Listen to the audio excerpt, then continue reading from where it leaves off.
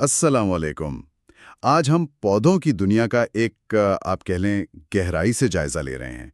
खास तौर पर ये देखेंगे कि भाई पानी और नमक की बुनियाद पर पौधों को कैसे तकसीम किया जाता है। जी। मकसद ये समझना है कि पौधे कैसे हैरत अंगेज तौर पर मुख्तलिफ माहौल में खुद को ढाल लेते हैं। बिल्कुल। और ये वाकई काबिल गौर बात है कि पौधे कितनी मुख्तलिफ हालतों में पनप सकते हैं। ये जो दर्जाबंदी है ना, ये हमें उनकी वो जो होती हैं बका की हिकमत अमलियाँ, उन्हें समझने में मदद देती है। सही। तो आइए देखते हैं फिर। मेरे ख्याल में 4 अहम इकसाम हैं जिन पर हम बात करेंगे। जी हाँ, 4 हैं। ठीक है, तो पहली किस्म हाइड्रोफाइट्स। हाइड्रोफाइट्स यानी आबी पौधे। आबी पौधे? हाँ, जैसा नाम से ही जाहिर है, ये पौधे तो मुकम्मल तौर पर पानी में या बहुत ज्यादा गीले माहौल में रहते हैं, जैसे तालाब हो गए या झीलें। बिल्कुल। कमल या वाटर लिली की मिसाल ले लें। हाँ, वही जहन में आती हैं। इन्हें बस जिंदा रहने के लिए हर वक्त पानी चाहिए। पानी की फराहमी मुसलसल रहे। और देखें, उनकी साख्त भी तो उसी माहौल के लिए बनी होती है। अक्सर उनमें वो हवा की नालियां होती हैं, एरनकाइमा कहते हैं, जो उन्हें तैरने में और गैसों के तबादले में मदद देती हैं। अच्छा। और उनकी जड़ें भी, वो ज्यादातर पौधे को सहारा देने का काम करती हैं, पानी जज्ब करने का इतना नहीं, क्योंकि पानी तो आप देखें हर तरफ मौजूद ही है। ये तो है। पत्ते भी शायद चौड़े होते हैं उनके, रोशनी ज्यादा लेने के लिए। जी बिल्कुल, पत्ते अक्सर चौड़े होते हैं ताकि ज्यादा से ज्यादा सूरज की रोशनी जज्ब कर सके। दिलचस्प बात है। अच्छा, अब दूसरी किस्म पर आते हैं, मीजोफाइट्स। मीजोफाइट्स यानी ये हुए मोतदिल पानी वाले पौधे। जी, मोतदिल पानी वाले। ये तो वो पौधे हैं जो हमें अपने इर्द गिर्द सबसे ज्यादा नजर आते हैं, है ना? बागीचों में, खेतों में, जंगलात में। बिल्कुल सही। इन्हें बस मुनासिब मिकदार में पानी चाहिए, ना बहुत ज्यादा गीला हो ना बहुत खुश्क, जैसे गंदम, गुलाब या आम का दरख्त। हाँ, और यही पौधे असल में हमारे जो ज़रई निज़ाम है या ज़्यादातर ज़मीनी माहौलियाती निज़ाम, उनकी बुनियाद है। इनकी पानी की ज़रूरत दरमियानी है। दरमियानी, हाँ। मतलब ये कि अगर बहुत खुश्क साली हो जाए या पानी बहुत जमा हो जाए तो दोनों सूरतों में उन्हें मुश्किल होती है। इनकी जड़ें पानी जज्ब करने के लिए और पत्ते वो जो अमल होता है ट्रांसपिरेशन, बुखारात का इखराज, इसके लिए मुतवाज़न तौर पर बने होते हैं। सही। अच्छा, अब आते हैं उन पर जो वाकई सख्त जान है, ज़ीरोफाइट्स। एग्जैक्टली। खुश्क साली बर्दाश्त करने वाले। हाँ जी, ये तो कमाल होते हैं। सहराओं में या जहाँ पानी बहुत ही कम हो, कैक्टस फौरन जहन में आता है। एलोवेरा भी। जी बिल्कुल। कैक्टस और एलोवेरा ये पानी को जखीरा करने और उसका ज़िया कम से कम करने में माहिर होते हैं। कैसे करते हैं ये? मतलब क्या खास बात है इनमें? उनकी हिकमत अमली वाकई हैरानकुन है। जैसे आप कैक्टस को ही देख लें, उसके पत्ते नहीं होते, कांटे होते हैं। यहाँ कांटे। तो इससे एक तो पानी कम उड़ता है, सतह कम हो जाती है, दूसरा जानवरों से भी बचाव रहता है। अच्छा।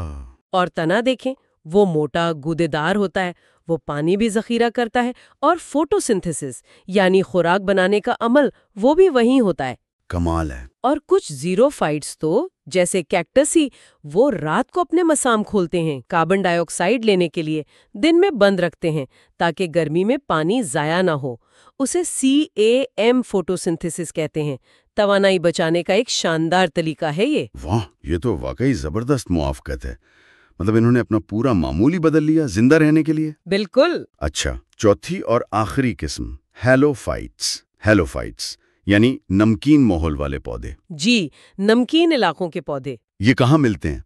साहिजी इलाकों में शायद, या जहाँ जमीन नमकीन हो। हाँ बिल्कुल, साहिली इलाके या नमकीन दलदलें, ऐसी जगहों पर जहाँ मिट्टी या पानी में नमक बहुत ज्यादा हो। मैंग्रोव्स इसकी बहुत अच्छी मिसाल है। मैंग्रोव्स, ठीक है। लेकिन नमक तो पौधों के लिए नुकसानदेह होता है ना? होता है। आमतौर पर तो सहलीला ही समझा जाता है। ये पानी जज्ब करने में मुश्किल पैदा करता है, खलियों को नुकसान पहुंचाता है। लेकिन हेलोफाइट्स ने इसका भी हल निकाल लिया है। अच्छा, वो कैसे? कुछ तो जैसे मैंग्रोव्स, वो अपनी जड़ों से ही नमक को अंदर आने से रोकते हैं। एक किस्म का फिल्टर लगा होता है। दूसरे कुछ पौधे नमक जज्ब कर लेते हैं, लेकिन फिर उसे अपने पत्तों में खास गुदूद, सॉल्ट ग्लैंड्स, उनके जरिए बाहर निकाल देते हैं। अच्छा, खारिज कर देते हैं। जी। और कुछ तो ये करते हैं कि नमक को पुराने पत्तों में जमा करते रहते हैं, और जब वो पत्ते झड़ते हैं تو نمک سے چھٹکارا مل جاتا ہے۔ واہ! تو یہ جو صلاحیت ہے نا ان کی، یہ انہیں ایسے ماحول میں پنپنے دیتی ہے جہاں دوسرے پودے بیچارے زندہ ہی نہیں رہ سکتے۔ تو خلاصہ پھر یہ ہوا کہ پانی اور نمک کی بنیاد پر یہ 4 بڑی قسمیں ہیں: ہائیڈروفائٹس یعنی آبی، میزوفائٹس یعنی معتدل، زیروفائٹس یعنی خشک ماحول والے، اور ہیلوفائٹس یعنی نمکین ماحول والے۔ بالکل۔ اور یہ درجہ بندی صرف پودوں کی قسمیں نہیں بتا رہی، بلکہ یہ بھی دکھا رہی ہے کہ زندگی کتنی متنوع ہے اور کیسے کیسے خود کو ماحول کے مطابق ڈھال لیتی ہے۔ یقیناً یہ تقسیم ہمیں زمین کے مختلف ماحولیاتی نظاموں کو سمجھنے میں مدد دیتی ہے اور ان میں ان پودوں کا کیا کردار ہے، اور یہ تو صرف ایک پہلو ہے ان کی موافقت کا۔ ہاں، یہ تو ہے۔ ان کی جینیات سے لے کر ان کے پھلنے پھولنے کے طریقوں تک ہر سطح پر ماحول کے مطابق ڈھلنے کی مثالیں بھری بڑی ہیں۔ واقعی پودوں کی دنیا تو بہت ہی وسیع اور دلچسپ ہے۔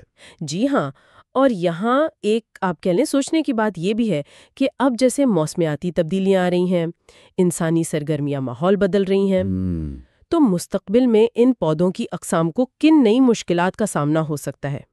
کیا ان کی جو حدود ہیں وہ بدلیں گی، یا ان میں شاید کوئی مزید نئی موافقت پیدا ہوگی؟ یہ وہ سوالات ہیں جن پر غور کرنا بہت ضروری ہے۔ مزید ایسی معلوماتی ویڈیوز دیکھنے کے لیے ہمارا چینل سبسکرائب کیجیے۔ شکریہ۔